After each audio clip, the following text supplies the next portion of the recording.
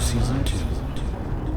Welcome. Enjoy. Hi, hello, welcome back to season 2 of All One Time Live. I'm your host, Ken Jenkins, and it's been a while. Not quite a year, I guess. It's been an interesting year. And I moved to do an episode today. After having listened to a great podcast by Aubrey Marcus, whose content I often thoroughly enjoy and encourage you to take a listen. And this podcast was number 317. It's called Secrets of Taoism and the Rebel Monk with Daniele Bolelli. And in it, he goes through the Tao Te Ching, selecting a few verses or poems or passages, however you want to consider them, and it discusses them with Daniele. And I found myself really resonating with them in a way that, in a deeper way than I have before. And it inspired me actually to consider doing the same thing, which would be, in one sense, just copying what Aubrey did by going through the verses. But it's one of those texts which is always fresh. And it seems that I am motivated to share my reflections on how these passages have been experienced by me. And I was listening to this while I was on a walk with a dog, great dog, one of my favorite dogs, who I was able to have here at the home for 3 weeks as a puppy, training him. He's a delightful dog. I have spent some time, as I have before, working with dogs, this time in a different capacity, with between two places like 60 dogs. And he, not to have favorites, but he certainly was one of my favorites, if not my favorite. And I don't know why. There's a kinship there. There's a connection. It was the first day he was there when he ate another dog's name tag that was in his food dish. As we set out the food, we put the dog's names in them. He jumped up on the table in the kitchen where dogs go for their first day at this place, to kind of test them out and see how they are. And, I turned my back and he was on the table eating the food and eating the name tag. And that was my introduction to this wonderful dog. And when I had stopped doing this podcast last April 2021, it felt like it was the right time to set it down. My last episode was called something like The Deep Dish That I Love, which was an attempt to dive down into the deeper realms of meditation and to try to accompany that experience with some narration. I don't know how successful it was, but that was how I decided to end. And I suppose it would be fitting then to begin season 2, episode 1, with a bit of peaceful presence and being. And I'm recording, I think, all of the episodes now with the video component too. And I think I'll put it on YouTube humbly. And well, that's what it's for. I'm here now. I'm not going to be here forever. This is a rule that like guides my existence. It's that master teacher death, the knowing that I am passing through, and at some point I will pass on. And it's humble to be a being and know that we're one of currently like 7 billion who are alive right now, or 7 plus, whatever. But through the years, billions and billions, and through the future, billions more.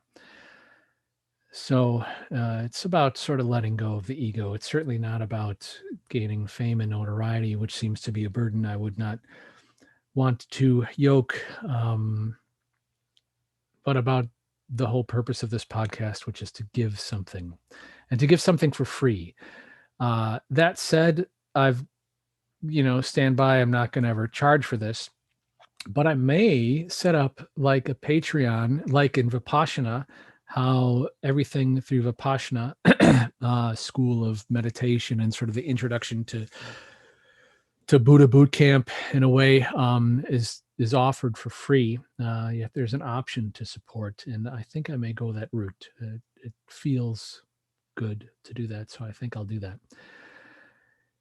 In any case, before I started recording here, which I'm using Zoom, grateful for this technology, I had smudged up with some sagebrush, sage, and some sweetgrass, which was gifted to me from Jacob Oblitz in northern Wisconsin, who I've interviewed a couple or a few times in season 1, and who I love very much and am grateful to be in contact with. He also sent some wonderful wild rice, manumen, in, I guess, Algonquin.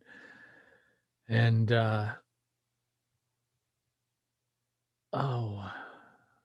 miigwech, Jacob, for that. Thank you for that very much. It may be a wild rice that Jacob harvested. I'm not sure. But that was to sort of open this space in a way with a sacred heart and with good intention. The sage is to sort of clean out the bad, and the sweetgrass is to sort of bring in the good. And with that opening and the brief introduction I've given,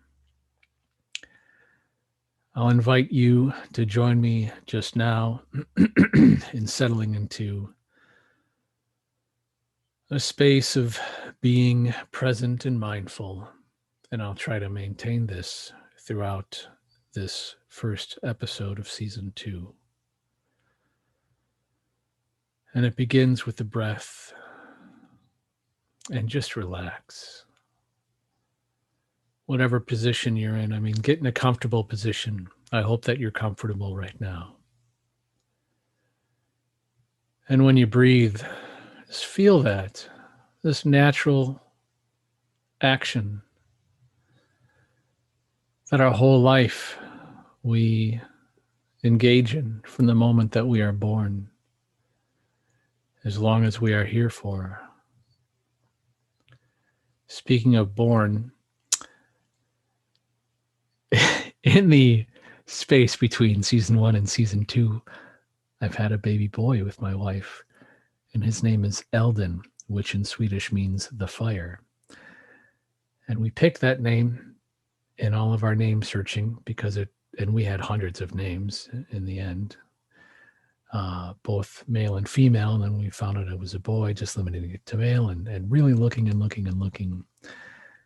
And when we found Eldon, it stood out. And that was probably his name. We'd see when he was born. And sure enough, he was Eldon when he was born. And when oftentimes I come to say hi to Eldon, which I try always to do in a very present way, really seeing him.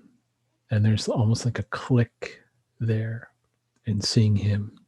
And he receives that seeing, and I'm seen by him as well. I feel that connection. He can take this breath, and it's so beautiful. So this breath that we have ongoing, when you take it, feel it. This one breath.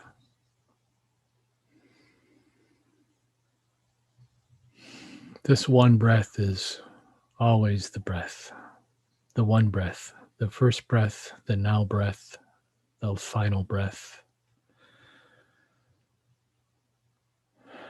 It is the breath that we share with all beings who breathe. All humans, all animals, perhaps fish, though may be more difficult to conceive how that feels. Perhaps plants equally so, and fire as well. And in feeling this breath,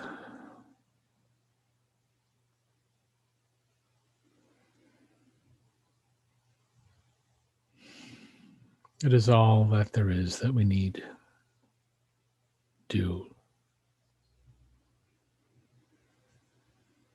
And if you practice meditation, or if meditation seems like I don't have the patience for it, which often is the case for me. If I try to sit down and meditate again, like I used to, I'll feel this impatience, but it's because I'm like reaching for a certain form of it. And really the meditation practice is just to practice being, is to kind of train the brain and relaxing and setting down all of these thoughts and conditions about who we are, who we must be, what there is to do, what I haven't done that I need to do, what has happened that I wish hadn't happened, what I would like to have happen that is not happening. All of these things are thoughts. And it isn't that, it's not to say, and I used to get tripped up on this, that thought is useless. It's not that. But we can get carried away by thoughts to a degree that does not serve us, that does not serve our purpose, that does not help us achieve the best gift that we can give to life as we are here, a part of it. So that simple practice of being comfortable and just breathing and just being aware of it, this is meditation. And in this space, I invite us all to join and connect. And I appreciate you being here with me now.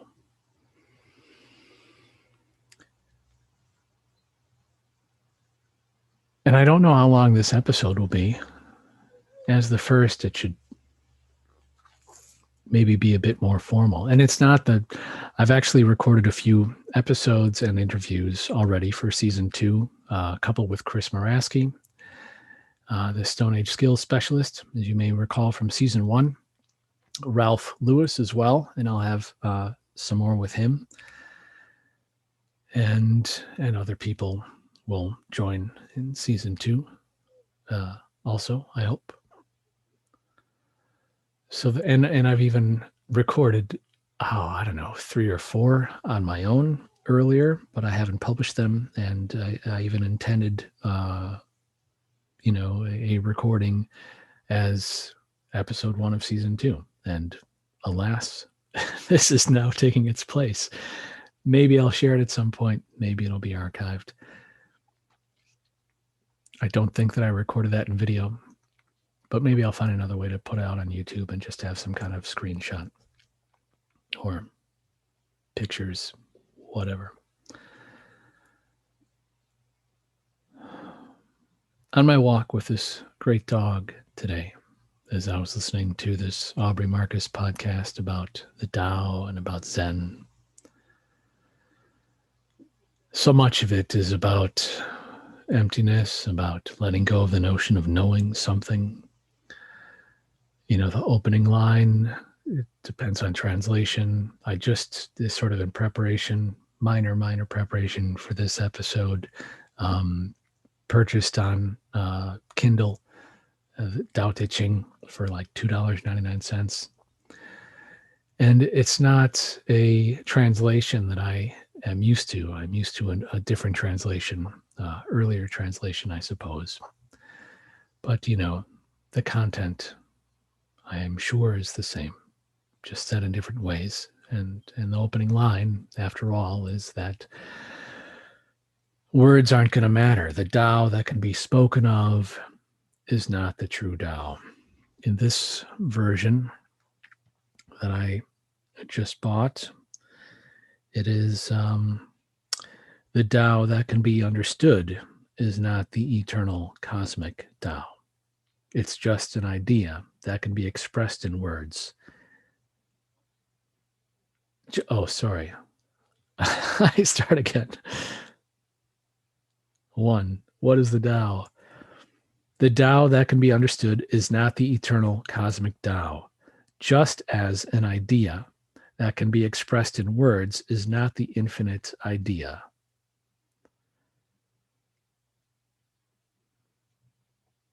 So, everything that I will say and everything that I have said are ephemeral pointers that are pointing to an energy which is in constant flux and motion and change. This is life. Life is continually unfolding and enfolding and is constructed and born out of and through and into dimensions beyond our conception. We witness it now as we do in our bodies, as flesh and bone, muscle and blood and nerves, sucking in air, exhaling, eating, peeing, pooping, sleeping. And these things are of the material identification. That spark of life that is in us, that miraculous creation of life that all of us are experiencing right now. This is the ineffable, the indescribable, the mystery, the miracle. And we are it. We're living and experiencing it.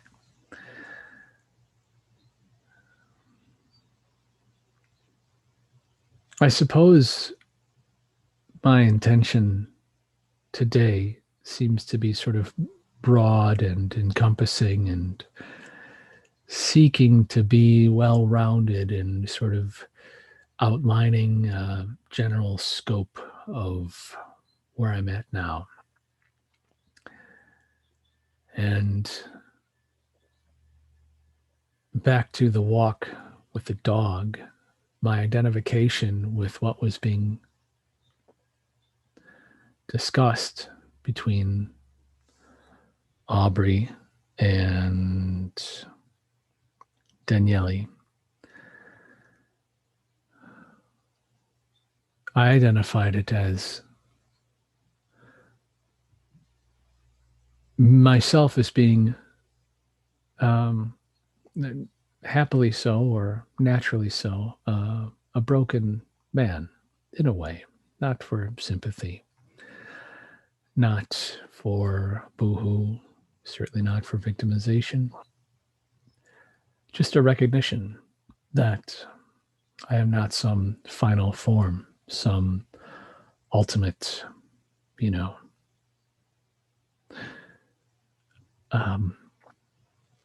realization of an idea of perfection. If that happens, I think I've crystallized and clung on to something. And that ever-changing Tao, the ineffable, has then lost to my ideas and definition and identity. So it's in this awareness of brokenness has been, in that regard, a blessing. So I don't mean to say brokenness, as I said, in a boohoo way, in a sympathy way, or even in a way that means it is less or bad or negative, but that there is a space within, that there is an undoing of a firmness that I had been clinging to consciously or subconsciously. And that has invited more space to fill in that void within the break or the breaks. the end of season 1, I felt that that was coming on, and I wasn't sure where it was going or what would end up being created in that space. It just felt that I needed to set down the routine of putting out a weekly episode. And I am going to continue that idea for this season 2. Certainly not going to be weekly. I don't know how long it will be until episode 2 comes out. I might put out more than one a week. I might not put out even one a month. I don't know. The intention is to do them at the right time, in the right way. My throat is a bit like scratchy, I think, from the sage.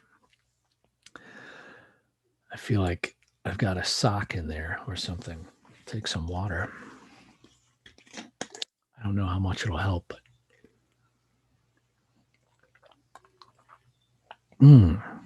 that's a neat picture. I haven't read this. I'm going to read it now. It's a little bit random, but sometimes things work that way. When we're old and gray and indulging our passion for Scrabble, we want to be able to look back on our lives with pride.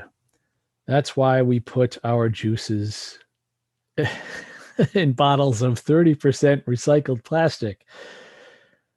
We only work with farms which treat their workers and the environment with care, and 10% of our profits go to our foundation, which is dedicated to fighting world hunger.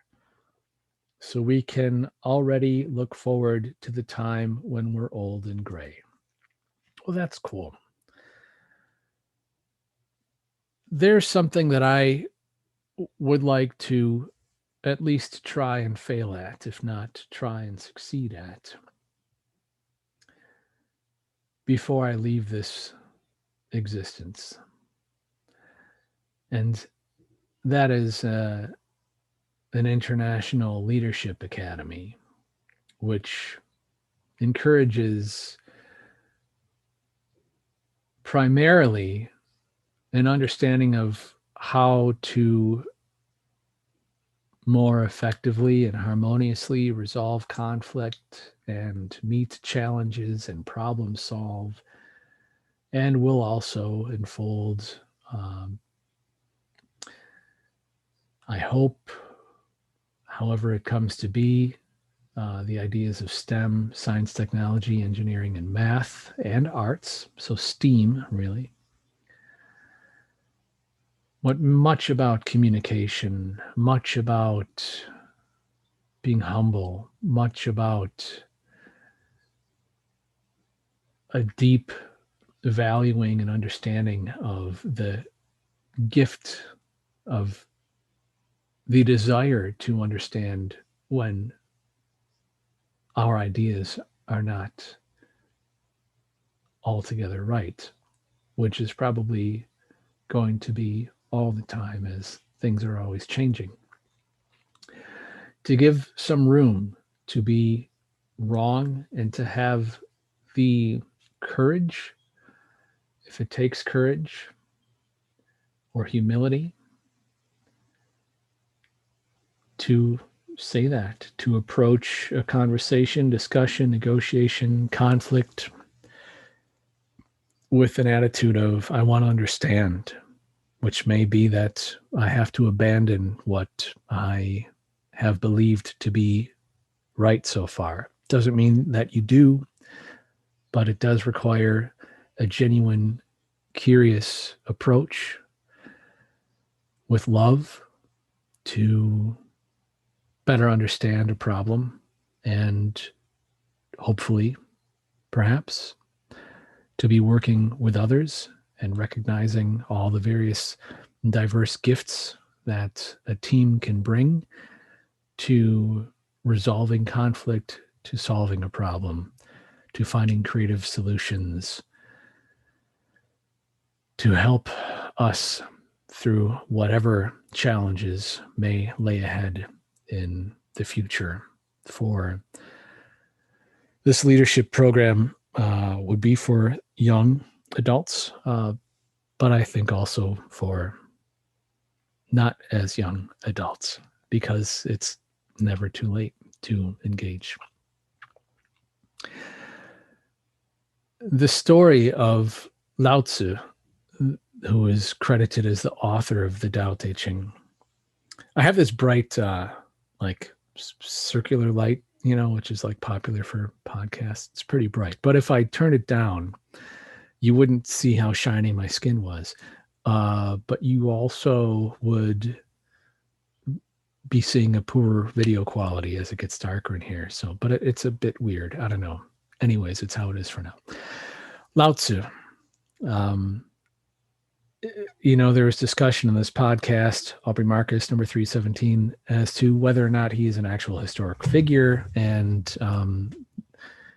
the interviewee is sort of telling the story, which is what I've heard in the past too, with a twist that I hadn't heard before. He was a highly regarded and humble but wise sort of scholar. And he decided, he's done with that, and he's just gonna like quietly make his way out into the world to enjoy his days. And he was stopped by a guard before he left, who had asked him to please share his wisdom. And the twist that I heard in this one was that he declined because, of course, the Tao that can be spoken is not the true Tao.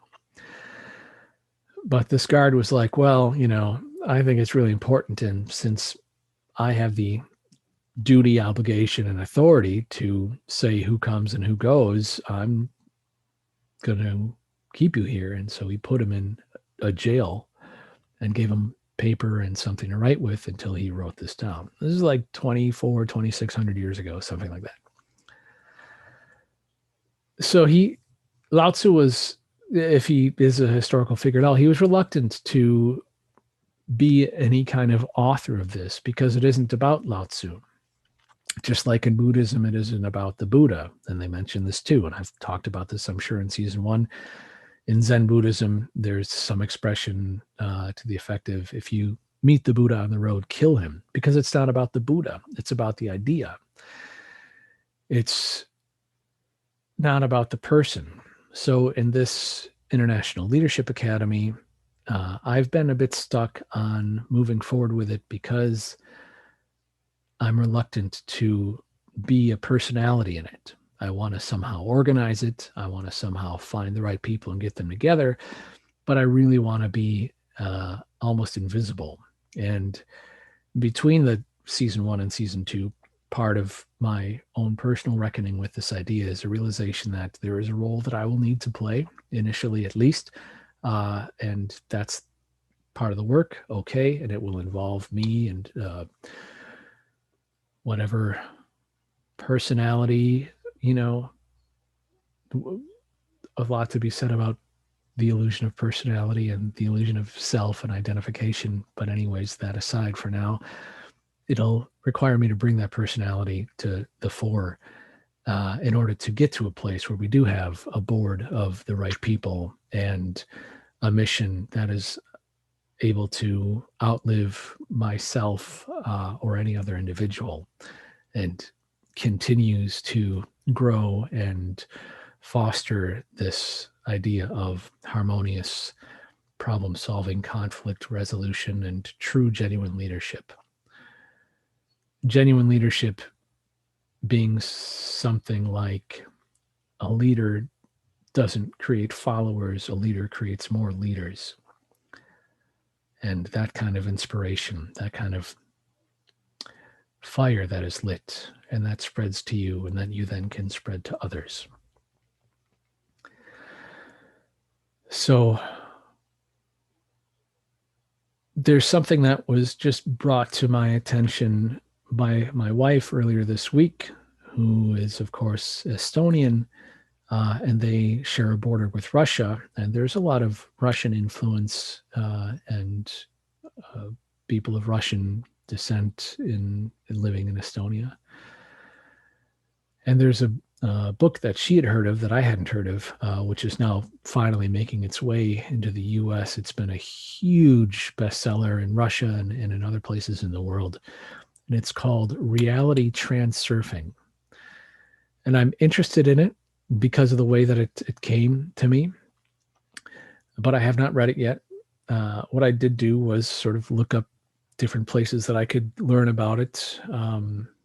And I saw there was a YouTube video by an older gentleman, and I'll try to find him without being distracted too much here while I'm talking about this, where he said, I'm going to summarize reality transurfing in just 3 paragraphs there. The guy's name is Shlomo Friedman, SHLOMO FRIEDMAN. And this guy seems like a really genuine character who just also wants to give. And he has a YouTube channel and he shares a lot on there. His succinct summarization basically included the idea that if you want to achieve a goal, we put up our own resistance. We have however many reasons that we won't do something. And that in this very large, I guess it's over 700 pages and 5 sections or something of reality transurfing, he brought it down to these few paragraphs that essentially said, look at the thing that you want to achieve. There are those things that are achievable and those things that are beyond achievement. And so for those things that are achievable, and where that line is, is somewhat dependent on our own perception and imposed limitations and beliefs. Okay. But recognizing that there are things that we actually can do that maybe just our beliefs are preventing us from doing, or fear of failure, what have you. Set those things aside and take the action as easy as it would be to walk to the post box and take out a letter. No great anxiety, no great challenge conceptually, or to take this action, just to take this step. And in this way, you take each step. And that resonated with me. It feels good. And so in that way, I will hopefully continue to move forward towards this goal of the International Leadership Academy.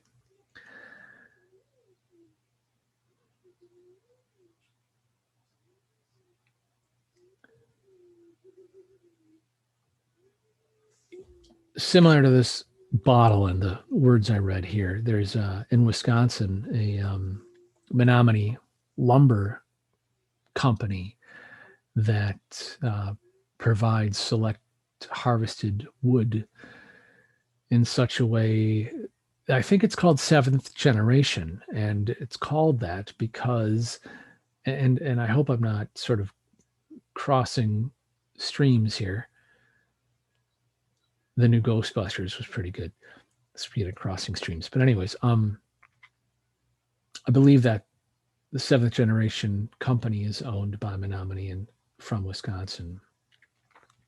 But the idea with the 7th generations is that from what I was taught of the Menominee belief system, actions are taken with the consideration of the impact that they will have on 7 generations further from where we are.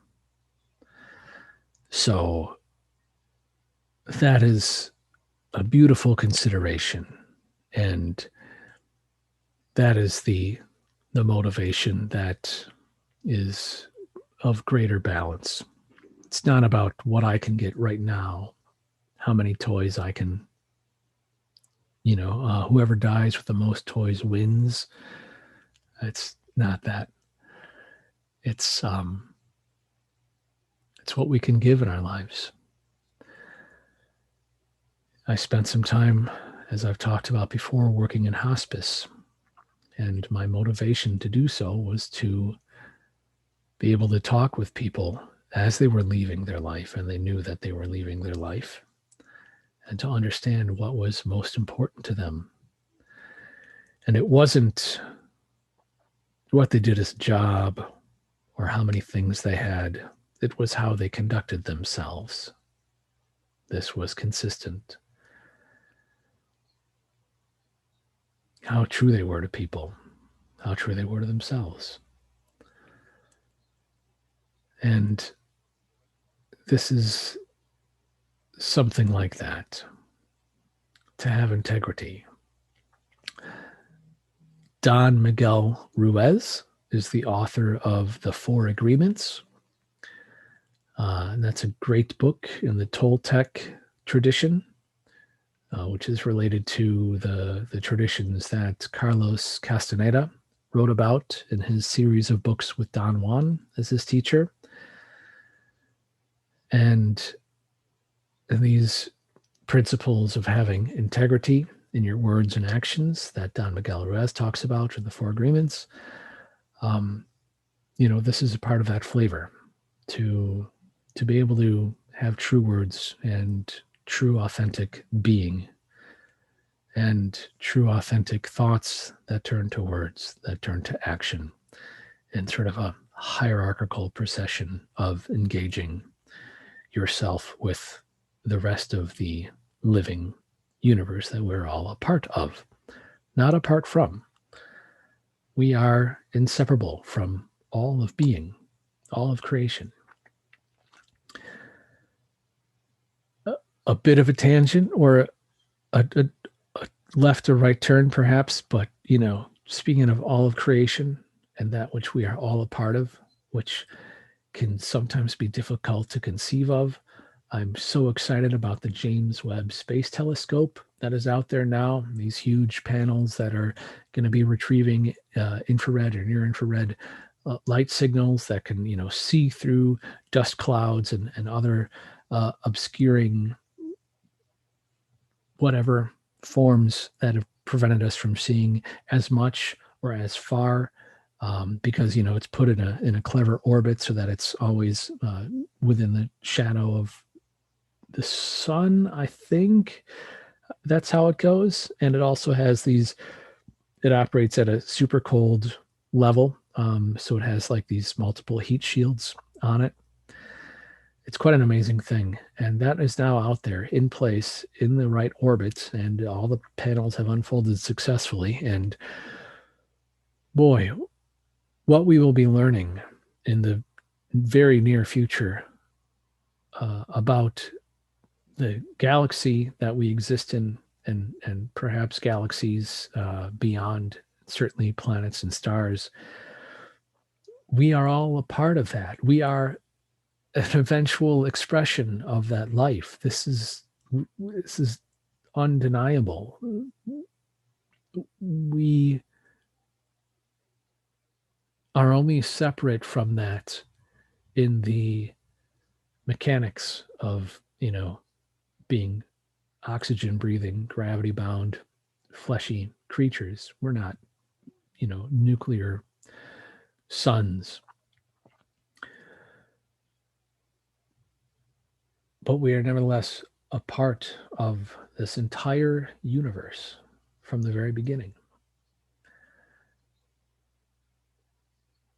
When I was inspired to talk about the Tao Te Ching on the walk today, I was reminded of two things.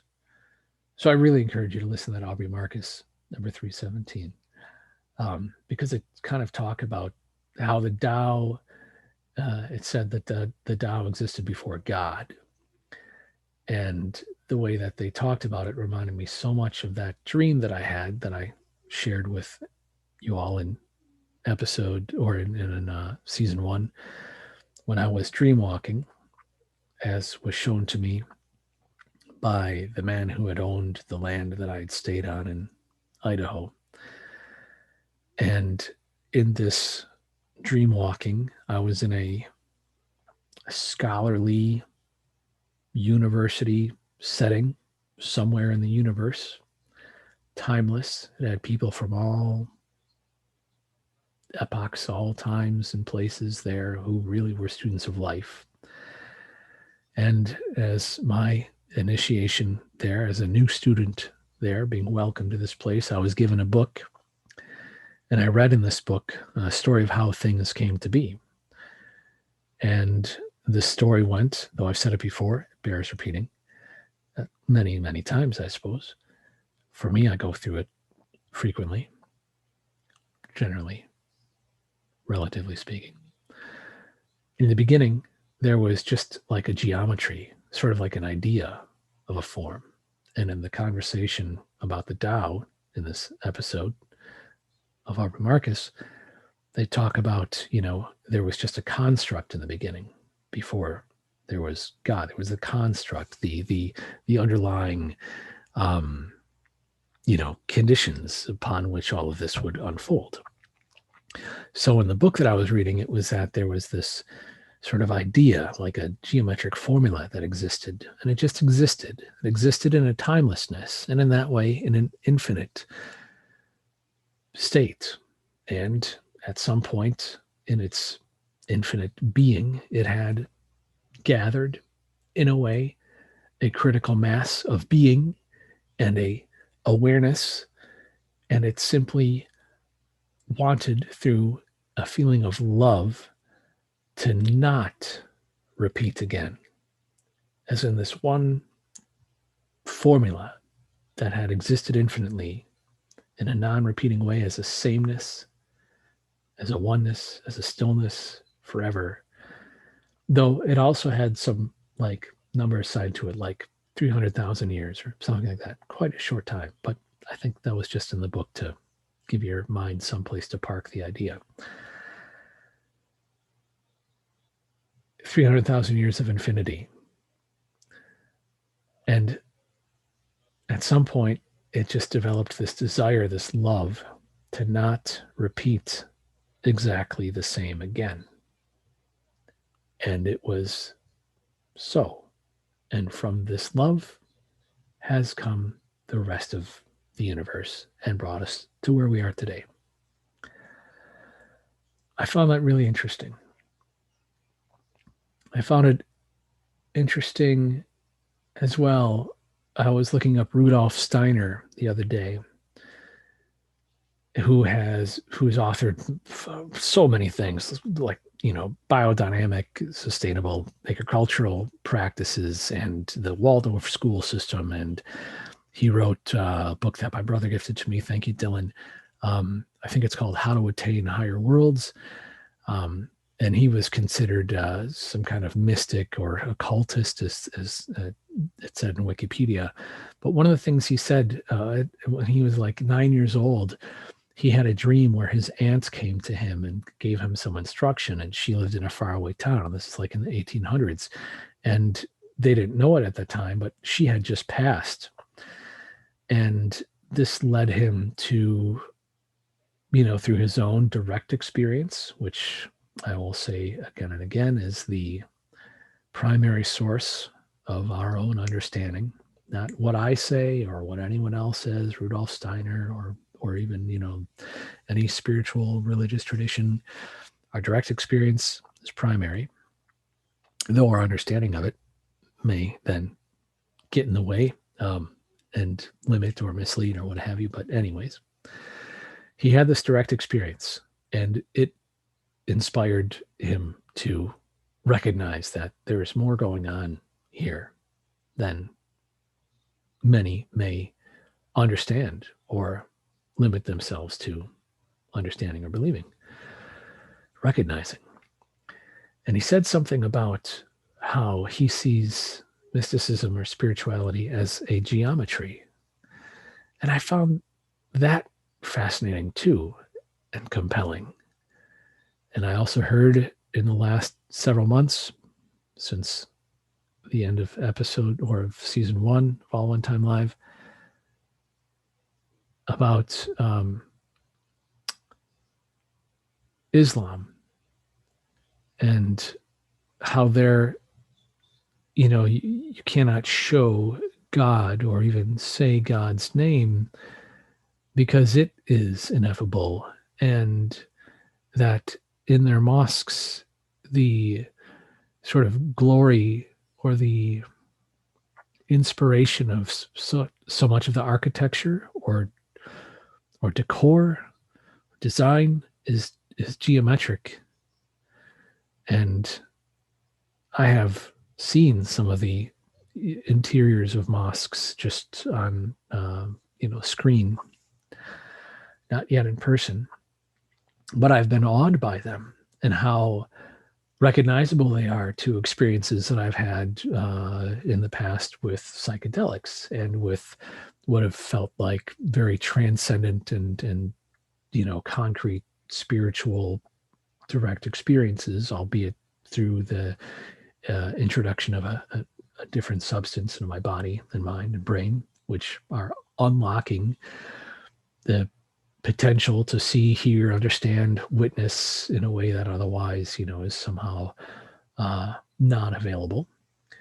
And so for a temporary time, has been this window open, or this accessibility to a sight, a vision, an understanding, an experience, which often has come through with a geometry as its basis. And I mean, I was watching a program yesterday on, and this is a recent YouTube video, on how we finally understand how all snowflakes are different. And they were going down to the quantum level of the molecular structure of the water molecules bonding together. And they do so in such a way to create this six-sided chain or fabric, as I would describe it. And that is the base structure for then what happens to the development of the ice crystals, and depending on temperature and humidity and the various random fluctuations in the atmosphere, they grow, vertically or horizontally in different ways, and why different nodes of them are flat or are more complex. And it's in those places that they will be able to attach to more molecules and then grow out in these hexagonal, infinitely diverse forms. It's geometry. When you are in nature and you're looking at trees, when you inspect the body, our very selves, this me that's talking right here, you examine me under a microscope and an electron microscope, it has geometry. It has a pattern. It has a, what's that one that repeats itself? Fractals, sort of fractal type patterns. It has branching and growth and repetition. There's something really sacred that's going on there. So I found that an interesting parallel, the dream walking book that I read. And then when I woke up from that, I had to write it down. And part of that discussion of how the Tao existed as like this construct, upon which or from which all has emanated. And also the idea, which is another one of my direct experiences that I shared again. It's season 1. After I had been, and I say all these things humbly. When I talk about me, I did this, did that, whatever, it's just sharing my direct experience. I do so humbly. It is not in a, wow, look at me, listen to me way. I'm not it. I'm just here and I want to share it. So anyways, I was very honored through the Blackfoot tradition out in Montana. Thank you so much, Blackfoot family. Blackfeet, actually, in Montana. Thank you so much. I was honored to be able to a few times go up on the mountain and fast and have that experience. And following, I think the first fast I did, which was 4 nights, and there's no food, no water, not even in your dreams. And I came down and I slept in the roundhouse that night after eating watermelon and too much food that I was craving. I was a little, over full after that many days and nights of not putting anything in my body. And I had this very, very vivid experience, which I put as like a special kind of dream. Not quite a dream, something more real. And in this, the Dalai Lama showed up and he was going to teach some people things. And I said, great, I want to learn from you, but I have to finish my chores. I was like sweeping or something. And there was like smoke all around on the ground, like you would for special effects or something.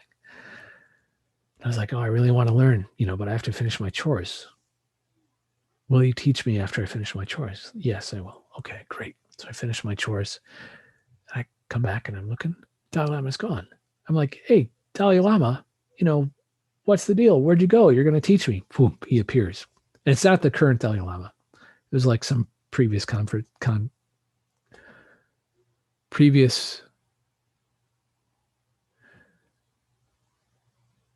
what do you call that? What's the incarnation? Previous incarnation of the Dalai Lama, who I haven't seen before, but I saw on the stream. Thinner than our current Dalai Lama, different person altogether, but like Tibetan descent, similar, if I may. And he said, okay, I'll teach you. There's a space between all things. Between all two things, there is a space. It is within this space that everything happens. That was it. And I woke up from this, and I remember that so clearly. And I didn't understand it at all for years, decades, until finally I did in my mid to late 30s. And just beginning to then, and then into my 40s, and it's become clearer and clearer.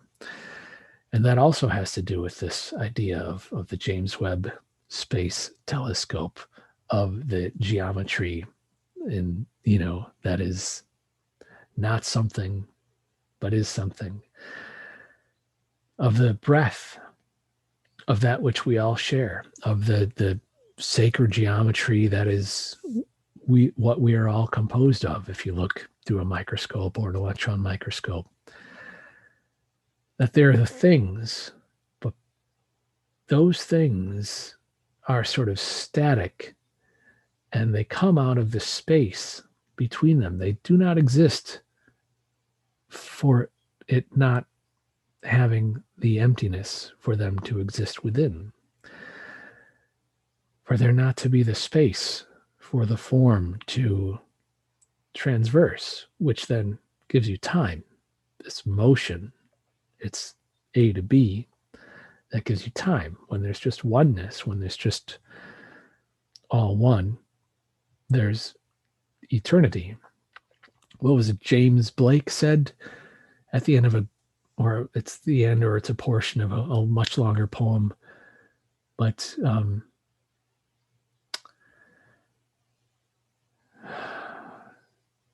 to see infinity in a grain of sand, or to see the mountains in a grain of sand and the heavens in a wild flower, to hold infinity in the palm of your hand, or eternity for an hour, something like that.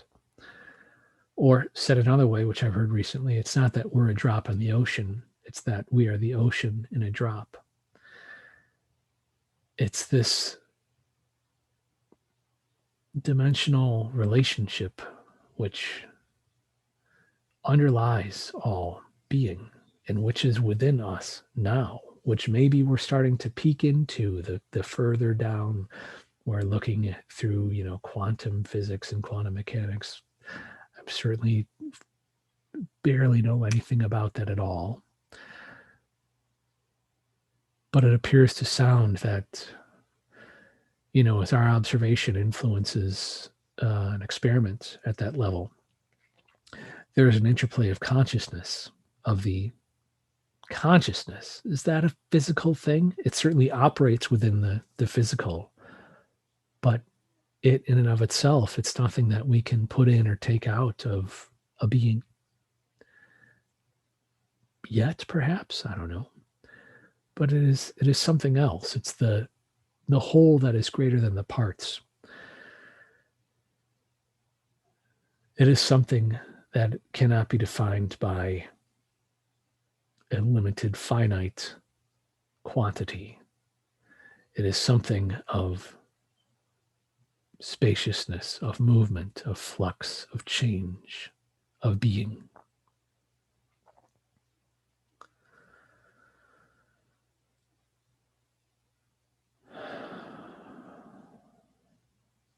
I'm leaning forward.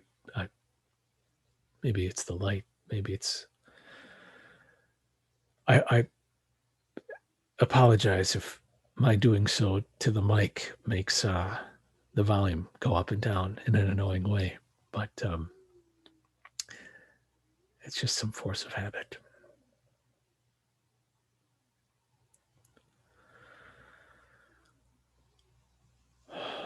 So my little baby boy, he's 3.5 months.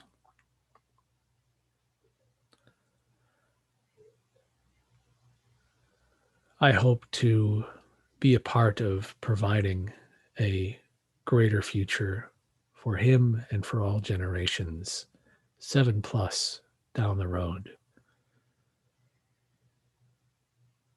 by helping to manifest the idea of this International Leadership Academy that fosters the sense of well-being and purpose and harmony that is transpersonal.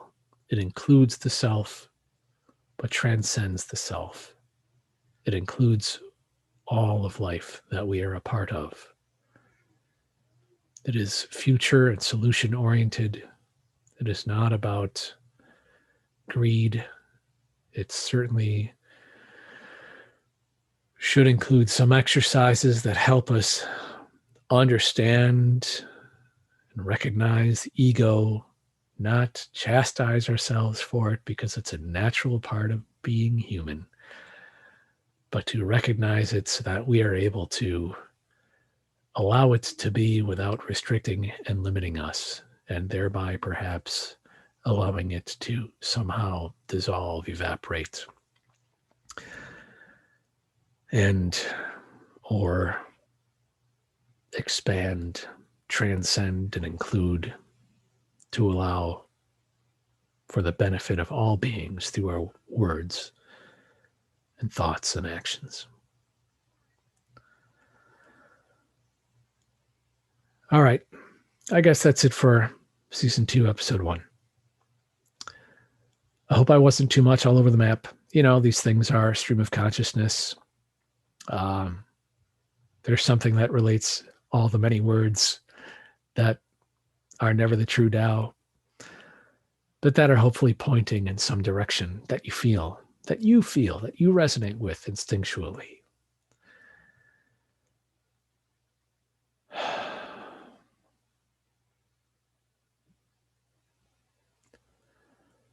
I hope that you find the peace to be present and the peacefulness in your presence and the acceptance of what is and the release of the longing of what is not what you would want or what is that you feel you don't want. Just accept this present now, always as it is. Be here, be attentive to your will where words and actions form. Do not be too hard on yourself. Remember, this has happened a few times back and forth. A friend of mine, well, it was Ralph. We had a conversation one time. He was feeling down. And he reflected this conversation back to me as well. Be the friend to yourself that you would be to anyone else. oftentimes we are so hard on ourselves in a way that we never would be to someone else that we love. So be that compassionate, loving friend to yourself as much as you would to anyone else. And in so doing, you can encourage, expand, and improve the way that you are loving to others. It starts with being able to love and accept what is, which is just here. All right. Thanks for being here. Yeah, if you have any comments, questions, allonetime@gmail.com. Sometime there's an app in the future. It's called either Wise or Wisdom. When it comes onto Android, I'll be able to participate on it. I was honored. I've made some rankings that I get emails on periodically that I'm like in some. I have some high listenership in the category of mental health, and this app wants to put me in the category of spirituality. And I've got almost 3,000 listens now, which is cool, in maybe 30 countries now. And it's all just word of mouth. I hardly do anything in terms of advertisement, and I'm probably going to leave it that way. But if it's something that you feel you want to share, please do that. Act on that feeling, anything like that, like I've done with this Aubrey Marcus episode. Like, just when you feel that compulsion to share it. When you feel that compulsion to let someone know that you love them, send them a note, give them a call, tell them in person, whatever. But, I feel, to me, those are the actions that are the most rewarding and resonate most strongly with right action, with being in the right place at the right time in this moment now. So, yeah, allontimelive@gmail.com. Any questions, comments, requests for topics, and season 2, episode 2, whatever it is, will come out sometime after this. And until then, love yourselves, love others, be well. I love you, whoever you are. There's no discrimination, and I'm happy for that. Humbly, while I'm here, I'm grateful to be able to share my humble perspective for whatever it's worth. All right. Till next time. Ciao for now. Bye.